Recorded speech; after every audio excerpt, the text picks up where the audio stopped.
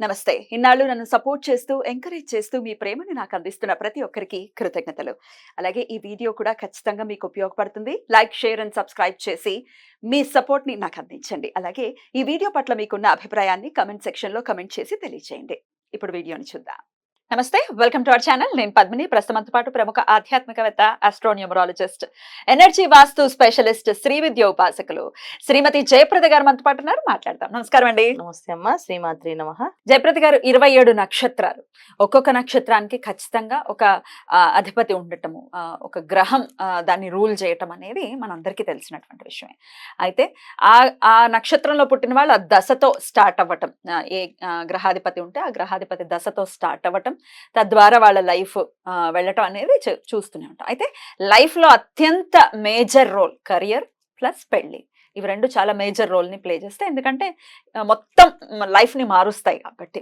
So అయితే ఒక్కసారి వివరంగా అన్ని నక్షత్రాల గురించి ఒకసారి మాట్లాడుకుందాము. 27 నక్షత్రాలు కూడా అశ్విని నుంచి మొదలు పెట్టుకుని ఈ నక్షత్రాల వాళ్ళకి ఏ దశ అంతర్దశ, వింశోత్తర దశ, ఇట్లా దశలు ఉంటాయి కదా, ఏ దశలు యోగిస్తాయి, ఆ దశల్లో వాళ్ళు పర్టికులర్గా ఎట్లాంటి జాగ్రత్తలు తీసుకోవాలి, మరి వివాహ విషయంలో ఎట్లాంటి జాగ్రత్తలు తీసుకోవాలి. ఇప్పుడు ఏదో దశ నడుస్తోంది, వాళ్ళకి ఆపోజిట్ దశ నడుస్తోంది, ఎంత ప్రయత్నించినా పెళ్ళవట్లేదు, శని మహర్దశ నడుస్తోంది, స్లో డౌన్ అయిపోయిందంటే కాదు, దానికి ఏదో ఇంకొక బ్లాకేజ్ ఉన్నప్పుడు ఇంకొకటి ఏదో చేసుకోవాలి కదండి. ఆ ఇన్ఫర్మేషన్ కూడా ఖచ్చితంగా మనం అందిద్దాం. ఇది ఒక కొత్త కాన్సెప్ట్, మీ కాన్సెప్టే, చాలా బ్యూటిఫుల్ కాన్సెప్ట్ ఇది. మీరు చెప్పంగానే నిజంగా చాలా యూస్ఫుల్ అవుతుంది అని అనిపించింది నాకు. మరి ఈ సిరీస్ ని స్టార్ట్ చేద్దామండి. తప్పకుండా. మరి ముందుగా అశ్విని నుంచే మొదలు పెడదాము. కేతు నక్షత్రం కాబట్టి ఈ కేతు నక్షత్ర జాతకులు ఎలా ఉంటారు, వాళ్ళ కెరియర్ ఎప్పుడు స్టార్ట్ అవుతుంది, పెళ్ళి ఎప్పుడు చేసుకుంటే బెటర్, ఇత్యాది విషయాలు ఒక్కసారి మీ ద్వారా. తప్పకుండా. సో అశ్విని నక్షత్రం అనేది కేతు అధిపతి ఆ నక్షత్రానికి. కానీ అశ్విని నక్షత్రం అంటే ఏంటంటే అశ్విని దేవతల అధిపతులు. సో అశ్విని దేవతల అధిపతులు అంటే ఎవరు వీళ్ళు అంటే, మనకి అశ్విని దేవతలు మనకి అంటే ఇప్పుడు ఇక్కడ ఏదైనా మనకి దెబ్బ తగిలితే హాస్పిటల్స్కి వెళ్ళి చేస్తుంటాం. సో అక్కడ దేవతలకు యుద్ధాలు జరిగినప్పుడు వాళ్ళకి దెబ్బలు తగిలితే వీళ్ళు ఆల మేఘాల పనుల మీద టకటక వెళ్ళి చకచక వాళ్ళకి మందులు కట్టడము, చేయడంలో వీళ్ళు ముందుంటారు. హస్తవాసీలు అంటారు వీళ్ళని, అశ్విని నక్షత్రం వాళ్ళు. నకుల సహదేవుల్ని అశ్విని పిల్లలే కదా, వాళ్ళ పుత్రులే, వాళ్ళ వరపుత్రులు.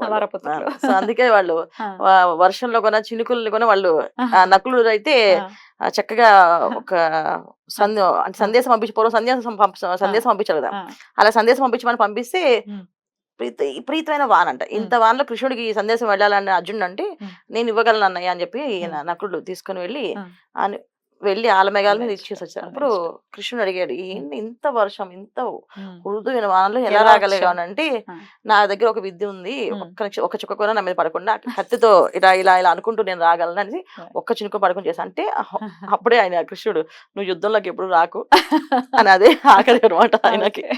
అందుకే వాళ్ళు ఎప్పుడు పట్టుకున్నారు. సో అశ్విని దేవత పుత్రులు అనమాట. సో వీళ్ళంతా పవర్ఫుల్ జాతకులు. వీళ్ళు కూడా అంతే అశ్విని నక్షత్ర జాతకులు. అశ్విని నక్షత్ర జాతకులు అంటే వాళ్ళకు అనుగ్రహం ఉన్నవాళ్ళు వీళ్ళు. అశ్విని దేవతలకు అనుగ్రహం ఉన్నది. సో అశ్విని నక్షత్రము 3 నక్షత్రాల ఆకాశంలో మనకి 3 నక్షత్రాలు ఒక గుర్రపు ముఖం లాగా ఉంటాయి. ఆ ఫేస్ అలా ఉండే రూపంలో ఉండేది అశ్విని నక్షత్రం జాతకులు. సో వీళ్ళకి జాతకంలో యోగ కాలంలో నవగ్రహాలకి కొన్ని కాలాల అధిపతులుగా అధిదేవతలుగా ఇచ్చారు కనుక వీళ్ళకి అధిపతులు కేతు అధిపతి. సో కేతు అధిపతి ఉండడం వల్ల ఏంటి అంటే వీళ్ళకి మంచి జ్ఞానం, ఖచ్చితంగా పుట్టుకతోనే వాళ్ళకి జ్ఞానవంతులు, సంస్కారవంతులు, చాలా నిదానస్తులు, చక్కగా మాట్లాడే తత్వం అన్నీ ఉంటాయి.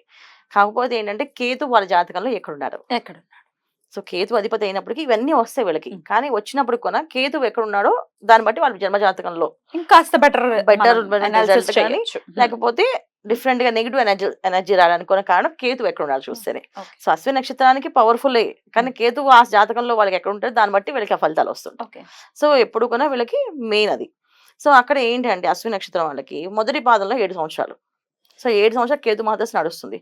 సో వీళ్ళ జాతకంలో యోగాలు బాగుంటే ఆరోగ్య సమస్యలు ఏం రావు. యోగాలు బాగాలేకపోతే చాలా మంది చిన్నప్పుడే చాలా బక్క పర్సనాలిటీతో ఉండి ఏమీ సరిగా తినక, ఆహారం నీళ్ళు చాలా తక్కువ తాగే పిల్లలు. ఇప్పుడు చాలా మంది మన చిన్నపిల్లలు చూస్తుంటారు, నీళ్ళు తాగరు, మా అబ్బాయి నీళ్ళు తాగడు, మా అమ్మాయి నీళ్ళు తాగదు అని చెప్తుంటారు, నీళ్ళు తాగకపోవడం. సో వీళ్ళు ఎక్కువ డ్రైగా ఉండడానికి ఇష్టపడుతూ ఉంటారు. అది ఎక్కువ 7 సంవత్సరాలు కేతు మహాదశ అంటే. మనం ఫస్ట్ అశ్విని నక్షత్రం 1వ పాదం 7 సంవత్సరాలు ఉంటుందని లెక్కేసుకుంటాం. మాలకి 2వ పాదం 3వ పాదం 4వ పాదం వచ్చినప్పటికీ ఆ దశలు మారిపోతాయి. 7 సంవత్సరాలు 3 ఏళ్ళు 2.5 ఏళ్ళు సంవత్సరం ఇలా మారిపోయి తర్వాత వచ్చేది కేతు మహాదశ, శుక్ర మహాదశ. సో ఎందుకంటే పిల్లలు అదృష్టవంతులుగా పుట్టడానికి ఒక లక్కీ అయితే అశ్విని నక్షత్రం వాళ్ళకి ఎడ్యుకేషన్ గానీ వాళ్ళకి అన్ని విషయాల్లో అన్ని యోగించడం గానీ ఆ తర్వాత వాళ్ళకి కంఫర్ట్స్ ఇవ్వడంలో గానీ శుక్ర మహాదశ వెంటనే స్టార్ట్ అవుతుంది. ఏకంగా 20 ఏళ్ళు 20 ఏళ్ళు. సో అంటే వీళ్ళు యవ్వన స్థానానికి యవ్వన వయసుకు వచ్చినప్పటికి మొత్తం వీళ్ళు శుక్రుడు మహాదశ వచ్చేస్తుంది. ఈ శుక్రుడు మహాదశ వీళ్ళ చదువు సంస్కారాలు అన్ని కూడా దాంట్లోనే కంప్లీట్ అవుతాయి. రవి యోగం అయితే నెక్స్ట్ వచ్చే దశ గవర్నమెంట్ చాలా మంది రవి మహాదశ. సో రవి మహాదశ రావడం వల్ల ఏంటంటే జాతకంలో రవి యోగం బాగుందంటే డాక్టర్స్, గవర్నమెంట్ ఎంప్లాయీస్ చాలా మంది చూడండి జస్ట్ జాబ్ ఇలా రాయగానే జాబ్ వచ్చేస్తుంది, జాయిన్ అయిపోయారు అంటారు. సో చిన్న వయసులోనే అన్ని సెటిల్మెంట్ వీళ్ళకి రవి మహాదశ. సో ఇక్కడ మళ్ళీ ఏంటంటే 27 సంవత్సరాలు రవి 7 సంవత్సరాలు ప్లస్ 20 ఏళ్ళు అంటే ఇది 27 ప్లస్ ఇంకో 7 సంవత్సరాలు రవి మహాదశ. మొత్తం కలిపి మొత్తం మనకి 34 ఏళ్ళు. 34 ఏళ్ళు అయ్యేసరికి 3 దశలు అయిపోయి 3 దశలు వీళ్ళకి అంటే బాగుంటే బ్రహ్మాండంగా వీళ్ళ పిల్లలు సంతానం అన్ని యోగం కలిసిపోతాయి. Everything done. సో వీళ్ళకి హ్యాపీ లైఫ్ లీడ్ చేస్తారు. చంద్రుడు బాగుండాలి చూసుకోవాలి. 10 ఇయర్స్ చంద్ర మహాదశ. సో మేషంలో చంద్రుడు అనేది అశ్విని నక్షత్రం అంటే మేషరాశి వాళ్ళు. సో కాబట్టి మేషంలో చంద్రుడు బాగున్నాడు లేదా అనేది చెక్ చేసుకోవాలి. లగ్నం ఏం పడింది. సో దాన్ని బట్టి చంద్రుడు ఆ లగ్నానికి ఏ కారకుడు అయ్యాడు. తృతీయ కారకుడు అయితే విపరీతమైన అనుమానాలు, విపరీతమైన డౌట్స్ తో వీళ్ళ లైఫ్ వీళ్ళే పాడు చేసుకుంటారు. అంటే కుంభలగ్న జాతకులు అయితే ఇబ్బంది వాళ్ళ లైఫ్ వాళ్ళే డిస్టర్బెన్స్ చేసుకుంటారు. చతుర్థ స్థానం ఒకవేళ చంద్రుడు అయితే వీళ్ళకి తల్లి వైపు నుంచి వీళ్ళకి అన్ని విషయాలు నాలెడ్జ్, నాన్న ఇది కాదు ఇది చేయొచ్చు, ఇది బ్రహ్మాండంగా ఉంటుంది, నువ్వు బాధపడకు అని చెప్పేసి. పంచమ స్థానం అయితే ఇంకా బ్రహ్మాండం. పిల్లలు బాగా మంచి నాలెడ్జబుల్ పిల్లలు, ఏ విషయంలో హెల్ప్ ఉండేటట్టు ఒక మంచి మంత్ర సాధన, పూజ, పునస్కారం అన్ని విషయాలు బాగుంటుంది. సో మళ్ళీ ఇక్కడ చంద్రుడు 6వ స్థానం అధిపతి అయ్యాడంటే ఆరోగ్య సమస్యలు స్టార్ట్ అవుతాయి. సో 35 ఇయర్స్ తర్వాత వీళ్ళకి అనారోగ్య సమస్యలు రావడానికి కారణం హెల్త్ డిస్టర్బెన్సెస్ రావడానికి చంద్రుడు 6వ స్థానాధిపతి అయితే. మళ్ళీ అక్కడి నుంచి 7వ స్థానాధిపతి అయితే మంచి వైఫ్ అండ్ హస్బెండ్ మంచి అండర్స్టాండింగ్స్ బాగుంటాయి. బాగుండే హస్బెండ్ గానీ బాగుండే వైఫ్ గానీ వచ్చే అవకాశం. అంటే తులా లగ్న జాతకులు అయితే బాగుంటుంది. సో ఏ విషయమైనా అండర్స్టాండింగ్ ఓకే వాళ్ళ తత్వం ఇలా ఉంటుంది కనుక మనం ఇలా అర్థం చేసుకోవాలి, ఇలా చేయాలి అని చెప్పేసి చూసుకోవచ్చు. తర్వాత అష్టమ చంద్రుడు ఇక చెప్పట్లేదు. వీళ్ళకున్న డౌట్స్ ఇంకెవరికి ఉండవు. ప్రపంచంలో మనిషి చచ్చిపోయిన సరే బతుకుతారే మళ్ళీ ట్రై చేయడం అడిగే లక్షణం ఉంటుంది వీళ్ళకి. అంటే అన్ని డౌట్స్ అనమాట. నిజంగా డాక్టర్ చెప్పింది అబద్ధమో నిజమో నేను చెక్ చేసుకోవాలి, మేము చెక్ చేసుకోవాలి అనే లక్షణాలు ఎక్కువగా ఉంటాయి. కన్యాలగ్న జాతకులు కన్యాలగ్నం మేషరాశి అయితే ఇలాంటి పరిస్థితి వస్తుంది. సో వీళ్ళు డెఫినెట్ గా ఇబ్బంది పడతారు. తర్వాత నవమ స్థానాధిపతి చంద్రుడు అయితే వీళ్ళకి సూపర్ ఉంటుంది. సూపర్ ఏ విషయమైనా కాన్సన్ట్రేషన్ గా ప్రతి విషయాన్ని తెలుసుకోగలుగుతారు, చెప్పగలుగుతారు. ఒక లీడర్స్ నిజంగా వాళ్ళ చంద్రమాస బ్రహ్మాండం యోగిస్తారు. చాలా మంది రాజకీయాల్లోకి వెళ్ళడము, రంగప్రవేశం చేయడము, దాంట్లో లీడర్స్ గా ఎదగడము అన్నిటికీ కాను నవమాది చంద్రుడు. సో చాలా మంచి యోగాన్ని ఇస్తాడు. దశమ స్థానాల్లోకి వెళ్ళాడు అనుకోండి. సో అది ఇంకా వీళ్ళకి కంఫర్టబుల్ లైఫ్ ఎప్పుడు కూడా అంటే ప్రశాంతమైన వాతావరణం, ప్రశాంతమైన జీవితాన్ని నడుపుతుంటారు. కర్కాటక లగ్నం. సో కాకపోతే ఏంటంటే ఇది ఒక చంద్రుడి గురించి మనం చెప్తున్నాం, మిగతా అన్ని కూడా మనకారకుడు చంద్రుడు 10 years మేజర్ రోల్ ప్లే చేస్తాడు. కరెక్ట్ ఏజ్ అప్పుడు 34 నుంచి అంటే కరెక్ట్ ఏజ్ కదా. సో 10 years లైఫ్ కోసం మనం చంద్రుడి గురించి మాట్లాడుకుంటున్నాం. సో చంద్రుడు దశమ స్థానంలో అయితే వీళ్ళకి హ్యాపీ లైఫ్, ఉద్యోగాలు, తర్వాత ఉద్యోగం చేసే ప్లేస్ లో వీళ్ళకి అందరూ ఫ్రెండ్లీగా ఉండడం కాదు, కొంతమంది వెళ్ళిపోతుంటే ఏడుస్తుంటారు. అవును మీరు ఈ పదవి వెళ్ళిపోతుంటే మాకు ఏడిపోతుందండి అంటారు. సో అంటే అంత ఎమోషన్ గా బాండ్ అవుతారు మనం చేసే కార్యక్రమాలు దశమ చంద్రుడు ఉంటే వాళ్ళకి. సో అలాంటి యోగాలు వస్తాయి. ఇక లాభస్థానాల్లోకి వెళ్ళాడంటే సో మిథున లగ్న జాతకులు అయితే ఎక్కడెక్కడో తెలియని వాళ్ళందరూ కలిపి వీళ్ళకి ఆశ రాసి ఇచ్చి వెళ్ళిపోతారు. నిజంగా ఇది జాతకమే, మహాజాతకం. అదే చెప్తుంది. నాకెందుకో నీకు ఇవ్వాలనిపిస్తుంది. నువ్వైతే ఏదైనా న్యాయం సంబంధం అక్కలేదు. చుట్టాలు బంధువుల్లో దూర బంధువులు ఎవరైనా ఉంటే వీళ్ళని పిలిచి ఎందుకో వాడైతే న్యాయంగా ఉంటాడేమో అనిపిస్తుంది, వాళ్ళైతే న్యాయంగా చెప్తుందేమో అందరికి అని అనిపిస్తుంది, అమ్మాయినా అబ్బాయినా. సో వాళ్ళకి ఈ ఆస్తి మేము మీకు ఇచ్చి వెళ్దాం అని చెప్పేసి అని వీళ్ళకి యోగాలు అంటాం కదా, అప్పుడప్పుడు వచ్చే యోగాలు ఉంటాయి. సో అలా లాభస్థానంలో చంద్రుడు అశ్విని నక్షత్రం వాళ్ళకి ఉంటే ఎవరెవరి నుంచో వచ్చిన ఆస్తి కూడా వీళ్ళు కలిసి వస్తుంది. వీళ్ళ ఆస్తి కాకుండా వేరే వాళ్ళ ఆస్తి వచ్చే అవకాశం ఉంటుంది. ఇక 12th హౌస్ వృషభ లగ్నం వాళ్ళకైతే ఇక చంద్రుడు అక్కడ వచ్చే స్థానం అయినప్పటికీ కూడా సో అంటే అది వృషభ లగ్నం కాదు, మేషంలో చంద్రుడు మేషంలో చంద్రుడే ఉంటాడు అన్న, అది వృషభ లగ్నం అవుతుంది వీళ్ళకి. సో వృషభ లగ్నం అయితే మేష లగ్నానికి మేషరాశికి వృషభ రాశి అనేది ద్వితీయ సప్తమాధిపతి అండి, మార్క.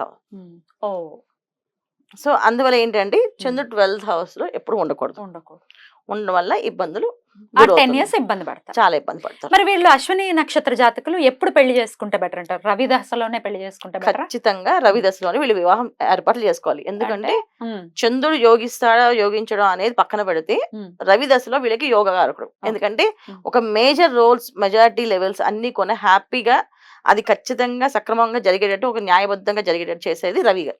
అప్పుడు ఈ సుమారుగా 25 నుంచి సుమారుగా 31 ఏళ్లలో పెళ్ళైపోవాలి కంపల్సరీగా. అయిపోతేనే వీళ్ళు హ్యాపీగా లైఫ్ సెటిల్ అవుతారు. అమ్మాయిలకైనా అబ్బాయిలకైనా. అమ్మాయిలకైతే ఈ రవి శుక్రమాస పెళ్లి ఏం చెప్తారు, శుక్రమార దశలోనే అమ్మాయిలు చేసేయాలి. చేస్తేనే వాళ్ళ తర్వాత మన చేతిలో ఉంటారు పిల్లలు, లేకపోతే మన చేతిలో ఉంటారు వాళ్ళు. ఇంచుమించు 23 ఏళ్ల లోపే అమ్మాయిలకైతే పెళ్లి అయిపోయింది. కొంతమంది 20 ఏళ్ళకి. ఎందుకంటే చాలా మంది అశ్విని నక్షత్రం 4వ పాదంలో పుట్టిన వాళ్ళకి సంవత్సరమే కేతు దశ వెళ్ళిపోతుంది, తర్వాత శుక్రమాసం వచ్చేస్తుంది. 20 years లోపే పెళ్లి చేసేయాలి. సో ఆడపిల్ల మన మాట వినాలి ఖచ్చితంగా. అంటే అశ్విని నక్షత్రం అమ్మాయి చాలా తెలివైన అమ్మాయి. సో ఏ విషయం ఎలాగైనా అనాలిసిస్ చేయగలదు, ఏ విషయం చెప్పగలదు. సో నాకు తనకు నచ్చింది అనుకోండి, దాన్ని మనం ఎలాగైనా కన్విన్స్ చేయగలదు. నచ్చలేదు అనుకో దాన్ని ఎలాగైనా మోటివేట్ చేసి డిమోటివేట్ చేసేస్తుంది. సో ఇలాంటి ప్లానింగ్స్ అన్ని అశ్విని నక్షత్రం అమ్మాయిలు చాలా ఎక్కువగా ఉంటాయి. సో అందుకని వీళ్ళు ఖచ్చితంగా 20 ఏళ్ళ లోపు పెళ్లి చేస్తే మన చేతిలో ఉంటారు ఆడపిల్లలు. లేకపోతే వాళ్ళ ఇష్టం, వాళ్ళు ఎప్పుడు చేసుకుంటారంటే మనం అప్పుడు దాకా వేచి ఉండి వాళ్ళు తెచ్చుకుంటే అక్షింత చేయాల్సి వస్తుంది.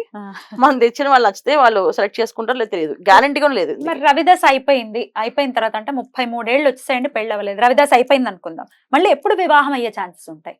జాతకం చూడాలన్న, మళ్ళీ దానికి పర్సనల్ జాతకం చూడాల్సింది. ఎందుకంటే ఇది మనం just general doctor MBBS doctor చదువుకుంటే జనరల్ ప్రిస్క్రిప్షన్, జనరల్ యాంటీబయాటిక్స్ కావాలంటే జాతకం చూడాల్సింది. ఎందుకంటే ఎందుకు అవ్వలేదు, ఇంతకాలం వివాహం జరగలేదు అంటే ఏమైందని చెక్ చేసుకోవాలి కంపల్సరీగా. సో అశ్విని నక్షత్రం వాళ్ళు పాటించవలసింది ఈ నియమాలు. సో చిన్నప్పటి నుంచి వాళ్ళకి ఒక ఆరాధన నేర్పించాల్సింది ఏంటంటే గణపతి ఆరాధన. ఎందుకంటే కేతువుకి అధిపతి గణపతి.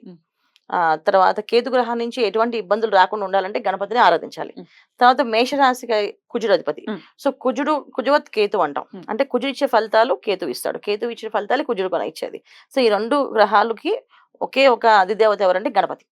సో గణపతి ఆరాధించడం వల్ల కుజుడి నుంచి వచ్చే అగ్రెసివ్నెస్ ని తగ్గుతుంది. ఎందుకంటే చాలా మంది అమ్మాయిలకి మాట చాలా స్పీడ్ గా వస్తుంది, వచ్చి గట్టిగా ఒక మాట అనేస్తే అది రిలేషన్ కట్ అయిపోతుంది. అలాగే అబ్బాయిలకి మాట్లాడతారు, రిలేషన్స్ కట్ అవుతాయి. సో అలా రిలేషన్స్ కట్ అవ్వకుండా ఉండాలంటే గణపతి ఆరాధన చేయడం వల్ల ఎక్కడ ఏం మాట్లాడాలి, ఎలా మాట్లాడాలని తెలుస్తుంది.